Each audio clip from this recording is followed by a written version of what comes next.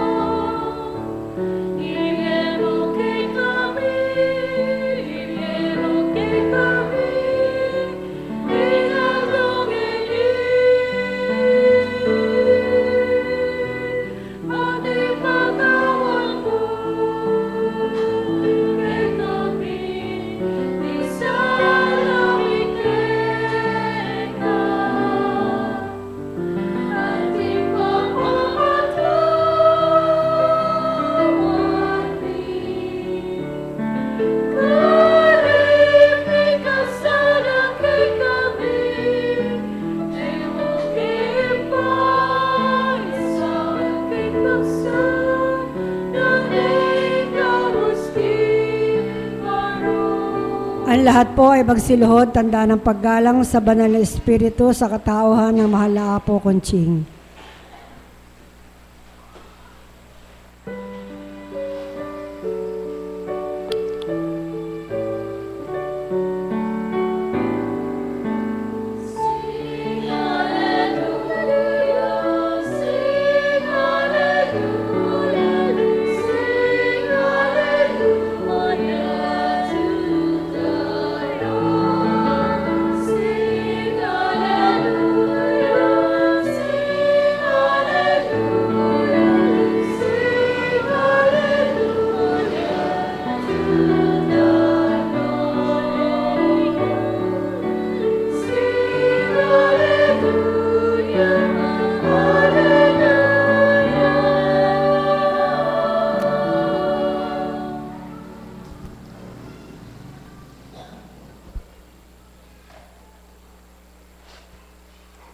Sumainyo ang kapayapaan. Sa tuwina'y sambit ang kapayapaan, na marapat maghari at manguna kaninuman, upang sa kapayapaang tinataglay, kapanatagan ng kalooban ay kamti. Sa gayon ang bawat araw may malinis na kaisipan at ang mabuting kalooban siyang maghaharing tuwiran. Ang may pandinig ay nakarinig.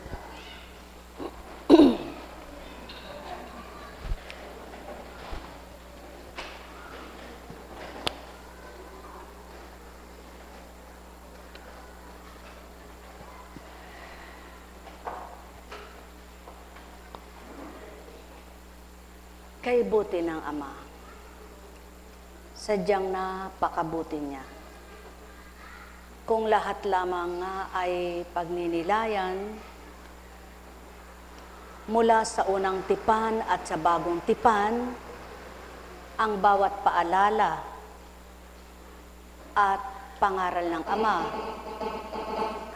At ito ay susuriing mabuti at isa sa buhay ng mga anak niya, tunay ngang walang maninimdim at walang lalabis, magiging malabis na anak siya. Mula sa aklat na ni Malakias. Mabibigat ang sinabi ninyo tungkol sa akin, sabi ni Yahweh. Ngunit ang tanong ninyo, ano-ano ba ang sinabi namin? Sabi ninyo, walang saysay ang maglingkod sa Diyos. Bakit pa natin susundin ang kanyang mga utos? Bakit pa natin ipakikitang tayo'y nalulungkot sa nagawa nating kasalanan. Gayong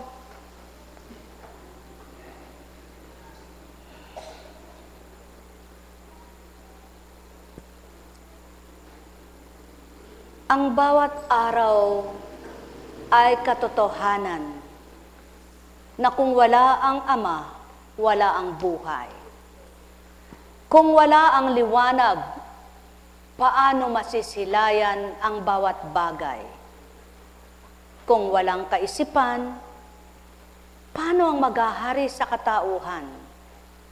Kaya't ang buhay ay inakmaan ng liwanag at binigyan ng kaisipan ang isang katauhan upang kung papaano niya buhayin at ibigay ang bawat araw nila, mapapatotohanang siya'y iba at Diyos ng katotohanan. Mga minamahal,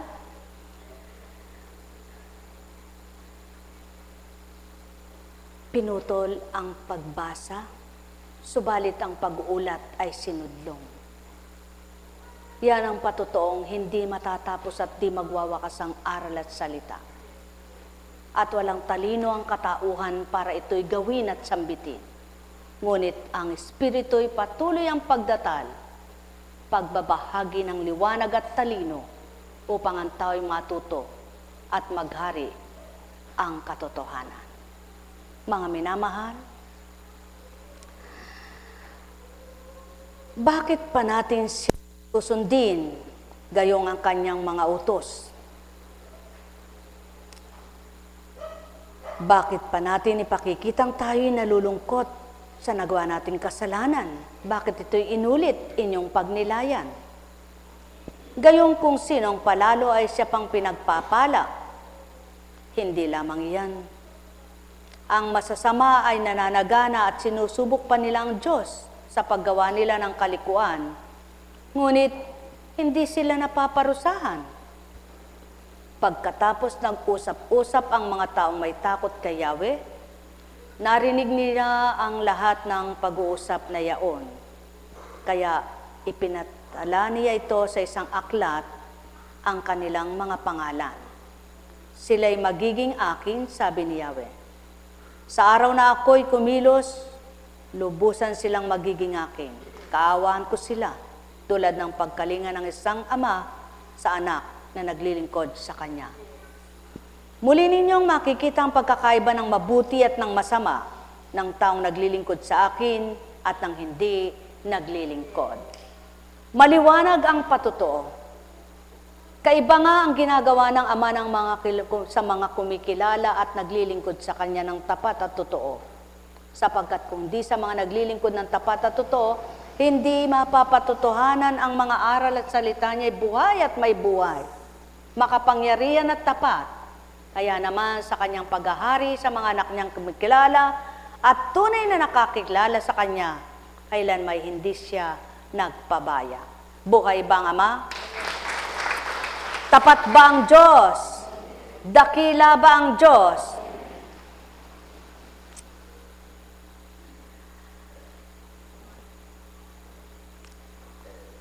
Kaya nga,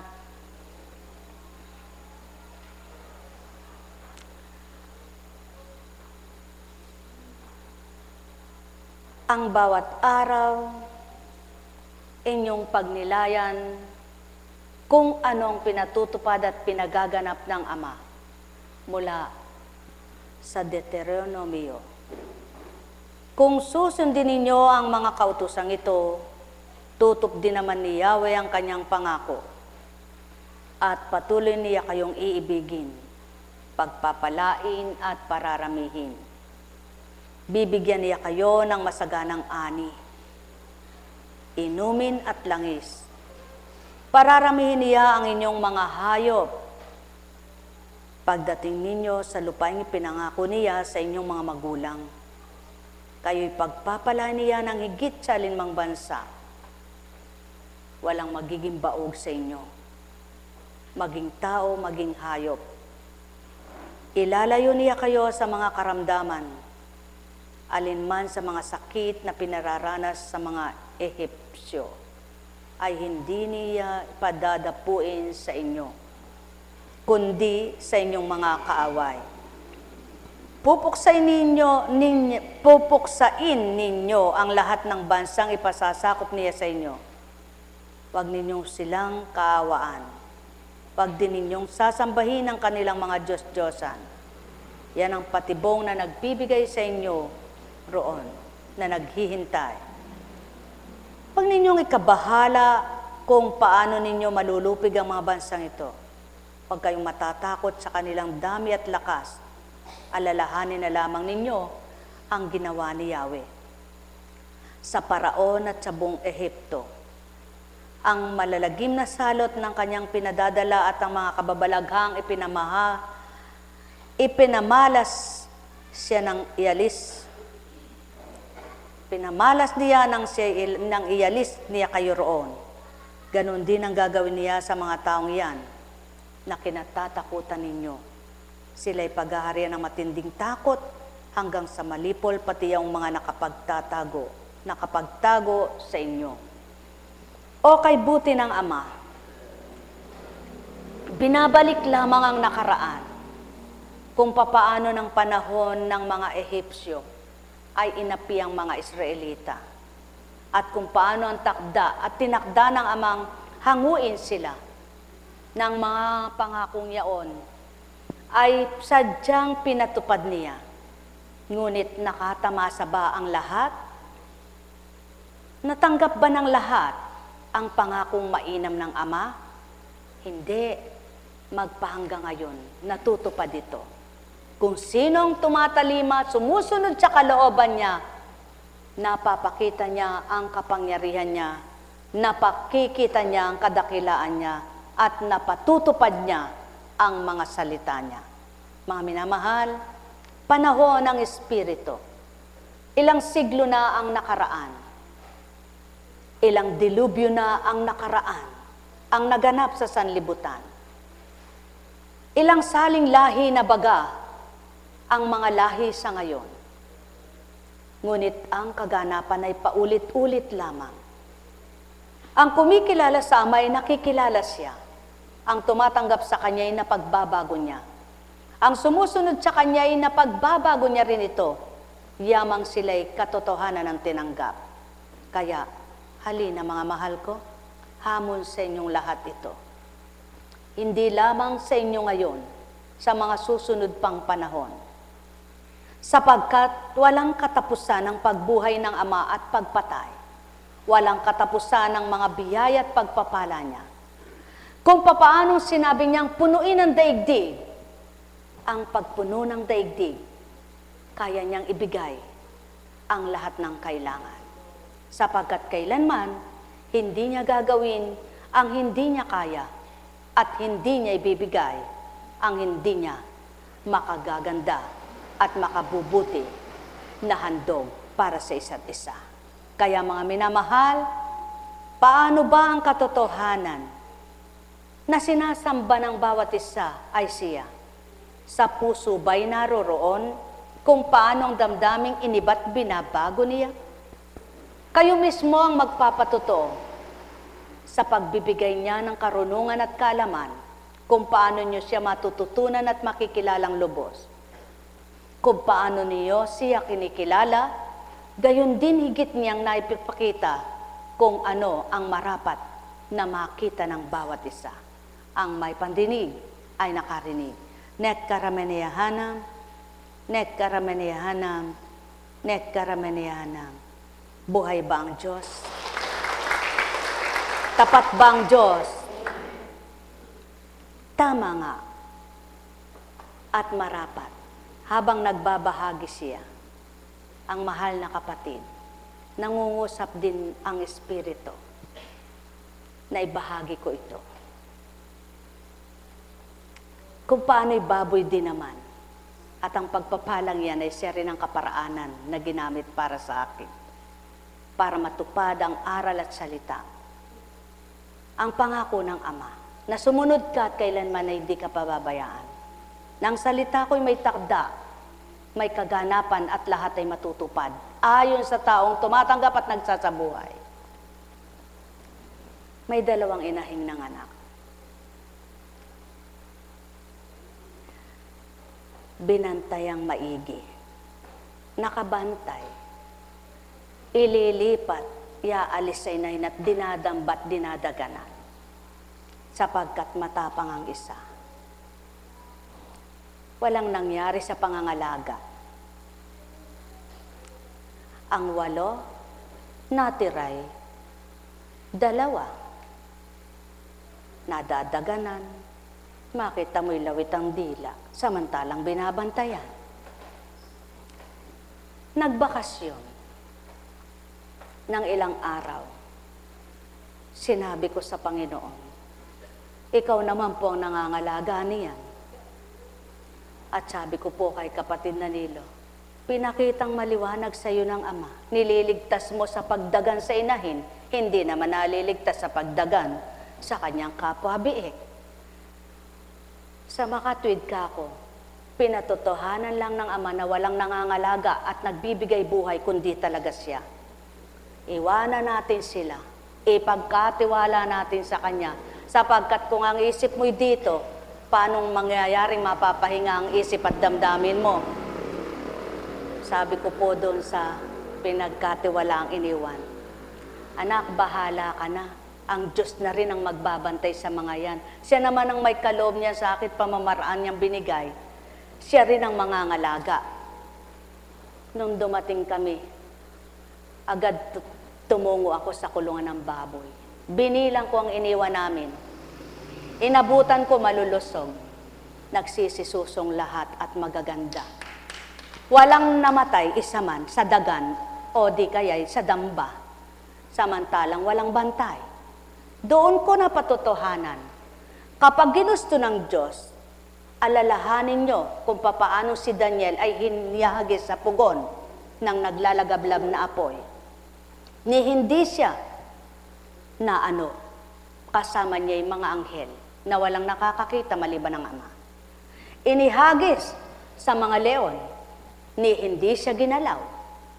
Mga minamahal, kung ang pagtitiwala at pananalig lamang ng tao'y buhay at totoo, ano nga mang gawin mong pangangalaga at bantay dyan, hindi mo kayang buhayin at pangalaga ang walang mapilay. Sino ang nangangalaga at may alaga na may gustong mawala kahit isa sa kanyang inaalagaan? Wala. Lalo't higit, gusto mong kumita. Gusto mong kumita dahil gusto mong makinabang ka sa pinagpapaguran mo. Kaya nga, ang may malasakit sa hanap buhay at nagmamahal ng kanyang kabuhayan, uunahin niyang mahalin ng Diyos. Sapagkat, gaano man kahalaga sa iyo ang pinakamamahal mong kabuhayan at ang Diyos na hindi magpapahalaga dyan, walang saysay. Ngunit maliwanag na pinatotohanan niya, may bantay at wala kapag gusto niyang buhayin, mabubuhay. May bantay at wala kapag gusto niyang kuhanin, makukuha niya. Ang lahat ay italaga niyong pahiram lamang. At ititira kayo kung gaano gusto niyang itira. At ibabalik sa inyo kung gaano gusto niyang ibalik. At iaalis niya ang ayaw niya sa inyo. At lagi kayong dapat ay masaya, sapagkat ang lahat ng pinahiram ay hindi inyo maging ang inyong buhay. Kaya kung lahat ng pinahihiram at binabawi ang pahiram, may galak sa nagbigay, pasasalamatan siyang walang humpay. Kaya nga maliwanag ang katotohanan, sa hayop lang makapagninilay ka, sa mga hayop lamang pagnilayan ninyo. Bakit itong si Jacob, dinadaya ng biyanan, niloloko ng biyanan, ngunit dahil ang Diyos Espiritu'y buhay, tinuturuan niya si Jacob kung anong gagawin. Dahil mandaray at tuso ang biyanan niya, matalino naman itong si Jacob. Kumuha siya ng mga may tagpi. Kaya lahat ng naparami niya sa kaparaanan ng Ama. Ngayon, mga mahal ko, lagi niyong tatandaan, lalo't hayop ang alaga niyo, may buhay ito. Kahit ano pang gawin ninyong pangangalaga, bantayan niyo araw, gabi, hindi na kayo matulog. Kung gusto niyang may mamatay, may mamamatay. Subalit kung ayaw niyang may mamatay, nadaganan man yan, makatatakbo pa rin kung ayaw niyang mapilay. Buhay ba ang Diyos? Matuto kayong mag-eksperimento sa buhay niyo kung tunay niyo nang kilala ang Ama. At kung tunay niyo nang nadarama siya, lagi niyong tatandaan, lahat ng biyaya at pagpapala ay hindi inyo. Kapag kumilos siya sang iglap, may gagawin siya at pamamaraan siya. Kahit na pagkaluwat-luwat niyong nagdusa, kapag ginusto niyang hanguin kayo, may paraan at kaparaanan siya, marami siyang pamamaraan. Magnilay na lang kayo sa isang bagay na gusto ninyo. Wala kayong pamamaraan, wala kayong puwang na kayo'y magtungo ng palengke, bumuli kayo ng ganyan na gusto ninyo. Isang iglap, hindi man kayo bibili. Ibibigay ng Ama dahil alam niya kailangan mo ito. Kung ito'y napapatutuhanan na ninyo, hindi man kayo lingkod, ngunit tapat kayong magtiwala, totoo kayong naniniwala sa Ama, makikita nyo kung tunay siyang buhay sa buhay ninyo. Ito ay pangyayaring pinatutupad sa mga lingkod upang maibahagit makapamahagi sa inyo.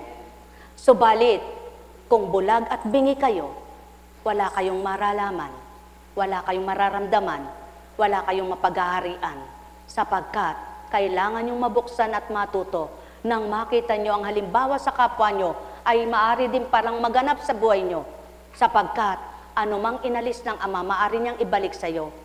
Anuman ang kinuha niya ay maaring palitan ng higit pa. Anuman ang nawala, maaring mas marami pa ang ipagkaloob. Dahil sa Kanya nagmumula ang balong ng tubig, sa Kanya nagmumula ang hangin na malakas at mahina, at Siyang nagpapasikat ng araw. Kaya ang mga lingkod at totoong naglilingkod, laging nakatuon ang paniniwala at pagtitiwala nila. Binigay mo ito sa akin, kung kinuha mo'y alam kong may bibigay kang masigit pa. Lagi niyong tatandaan ang bakal ay nababakal, lumulum at kinakalawang, ngunit ang ginto kailanman hindi mabubulok sa buong panahon. Kaya ang gintong aral na kaloob ng Ama ang pagnilayan at bulay-bulayin nyo, ito'y pakikinabangan ninyo sa buong buhay nyo. Sapagkat ito ang layon at nasa ng Ama. Magpahalaga ka sa akin at mapapahalagahan mo ang buhay mo. Sapagkat kung papaano ko ito pinahalagahan mo'y ako, makikita mo kung paano mangalaga akong kaiba sa'yo. Sapagkat ang pangangalaga mo'y di mo makakaya ang pangangalaga ko, sapagkat ika'y tao. Ngunit kung ako'y kikilalanin mo, higit sa pangangalaga mo kahit sa kaninong minamahal mo, may pagkakaloob ko ito. Mga minamahal, sumainyong kapayapaan. Isang pagninilay, tatandaan ninyo, ang nagpaparami ng itlog sa manok ay ang Ama. Kahit ano pang ipakain ninyong bitamina, kahit ano pang ipakain ninyong pampalaki, kung hindi ito lalakit bansot, walang silbi. Ito'y maliwanag na patotoo, marami ng nutrisyong nag-aral ng ganito at ganyan. Nakontrol ba ang mga bansot? Na hayop? Walang nakapag-control. Kung may nakapag-control sa mga bansot, tumindig kayo, sasabihin ko sa inyo, sinungaling ka. Kahit nakalalaki ng iba, mayroon pang kapatid na bansot, sapagkat sa magkakapatid man, mayroong matangkad, may pandak, hindi pantay-pantay ang sukat. Gayon din sa hayop. Kahit anong pag-aralan ng taong galing at talino sa teknolohiya, hindi nyo makokontrol ang peste ng baboy, ng manok at anumang hayop. Subalit ang Ama, kaya niyang kontrolin. Tanging siya lamang ang nagbibigay buhay, kaya't kung ang tao'y kikilala at totoo at makikipagtotoo, mangangalaga, nag-aalaga, kikilala sa Kanya, makakakilala sa Kanya, kapwa, kikita sila. Subalit, kung hindi at isa lamang, tandaan nyo, laging maghihinagpis ang walang takot sa Ama, sapagkat lagi siyang malulugi at sasabihin niya, gayon pala. Ngunit ang mga kumikilala sa Kanya, umaasa at nagtitiwala sila, lugi ako ngayon, sa susunod tubo ako. Sapagkat alam nila, hindi buong panahong maghihinagpis at pagdudusahan sila dahil mahal sila ng Ama. Kaya ang lahat ng anak ng Ama na may pagkilala at kumikilala sa Kanya, matibay ang paninindigan nila at paniniwala, ngayon wala ako, maaring bukas makalawa, makabawi naman ako. Ganun ang paniniwala, pagtitiwala at pananalig na ginagawa ng Ama sa mga anak na binubuksan at nabubuksan sa Kanya, sapagkat iniba sila. Kaya nga kung magkakaisang bawat isa, walang luluha ang mga mata at magsasabing, hindi na ako nakabawi, sapagkat kailanman walang buong panahong lugi ang tao, kundi may lugi, may tubo. Buhay ba ang Ama? Kaya't sumainyong kapayapaan, pagharian kayo, mga minamahal ko. Ang mahalaga magpakatapat at magpakatotoo ang bawat isa, at matutong magmahal. Magpakatotoo ng pagmamahal at hindi pa kunwari lamang. Magpakatotoo ng paglingap at hindi pa kunwari lamang. Magpakatotoo ng pagbibigay at hindi pa kunwari lamang. Sapagkat ang Ama, hindi mapagkunwari, hindi mapagpaimbabaw, totoo kahit kanino. Kaya kung siya ay makikilala at tutupad ang bawat isa, makikita nyo ang pagkilos niya. Sumainyong kapayapaan, mga minamahal ko. Nasisiyahan, natutuwa ang may galak ang puso at totoo ang damdamin. Subalit, ang mga hindi totoo, nagugulo, nalilito, nadudumihan ang pag-iisip nila. Kaya, hindi sila patag ang damdamin. Kung ano-anong mga iniisip mong masama sa kapwa mo, yan ang magaganti sa iyo ay di ikaw, hindi ang kapwa mo, kundi Ama. Ngunit kapag malinis ang pag-iisip mo, lagi kang nandoon sa liwanag, wala kang anong alingas-ngas, patag lahat sa puso mo. Kaya't yaon ang nagiging susi at daan para lumigaya ka sa buhay mo. Pagharian kayo, mga minamahal ko. Nek karameneyahanam, nek karameneyahanam, nek karameneyahanam. Buhay ba ang Ama? Tapat ba ang Diyos? Dakila ba ang Diyos? Mag-isip ka ng makabubutit ikabubuti ng kapwa mo. Gawin mo ang mahalin at magmahal ng kahit na sino. At ang Amang di mo nakikita, malabis na galak, ibibigay sa iyo.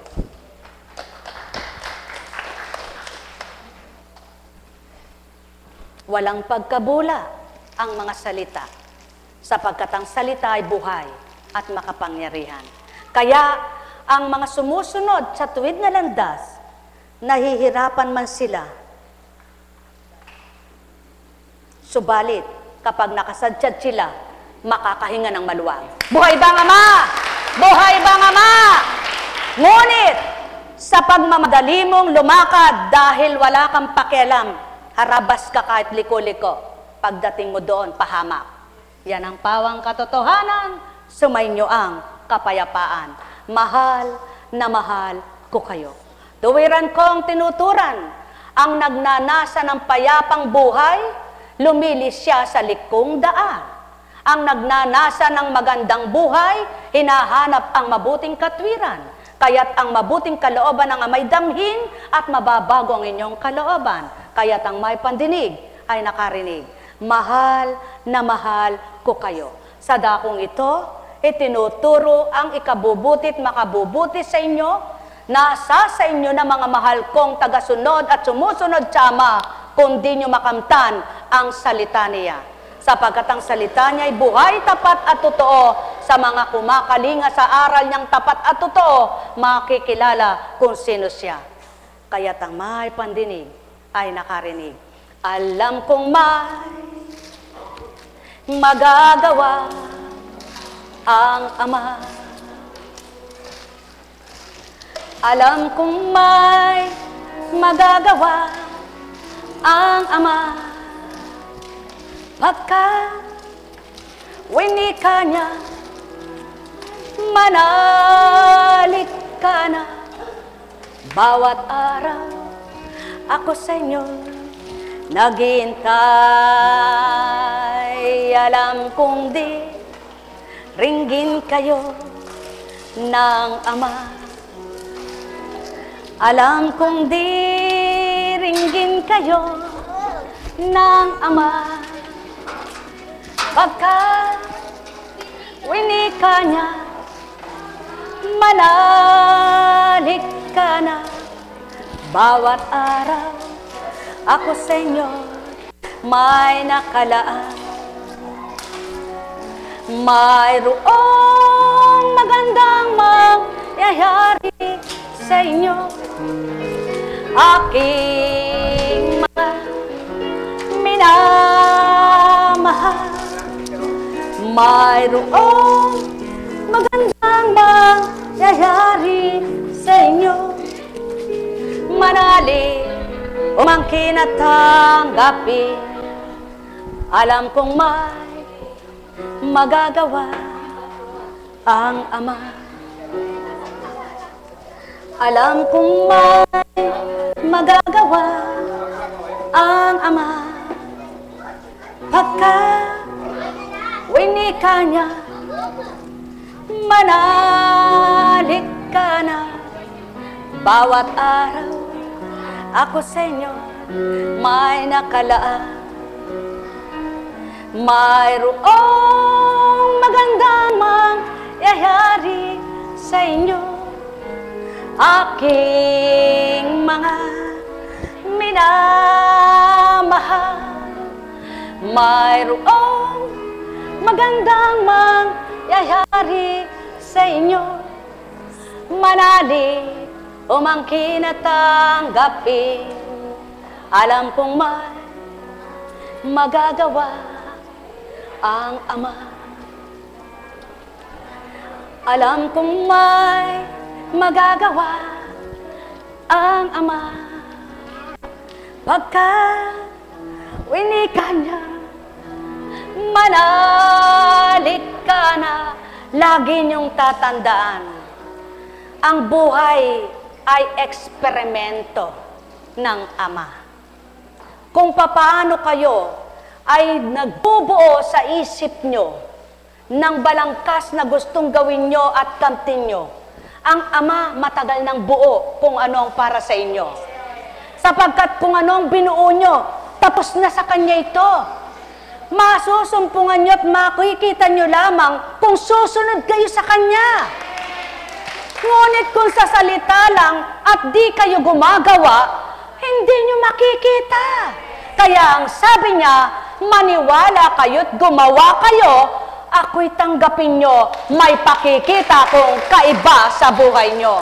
At yan ang pawang katotohanan, kung inyong natatanggap at pagninilayang ganap ang buhay, makikita nyo, mahiwaga, mahirap liripin ng isip ng tao.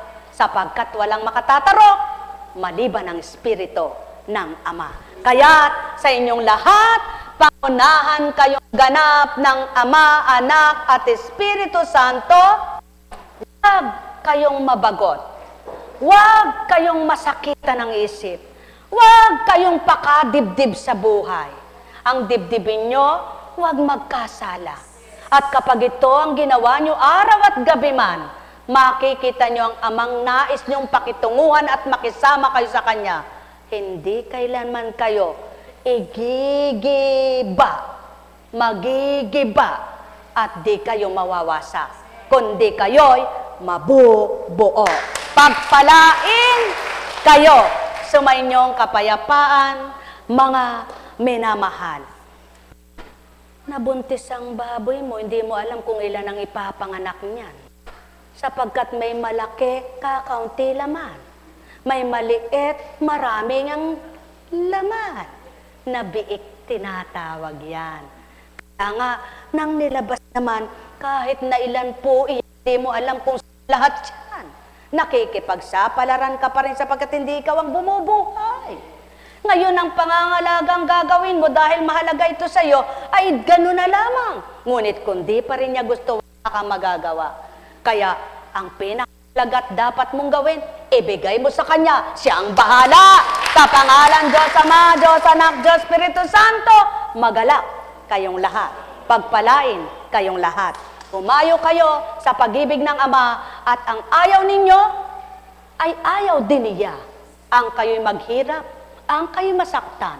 Ngunit ang gusto niya, kayo'y lumigaya, sumaya, at maging ganap. Kaya yun ang gawin nyo at makikita nyo sino siya sa buhay nyo. Pagpalain kayo. Tayo na!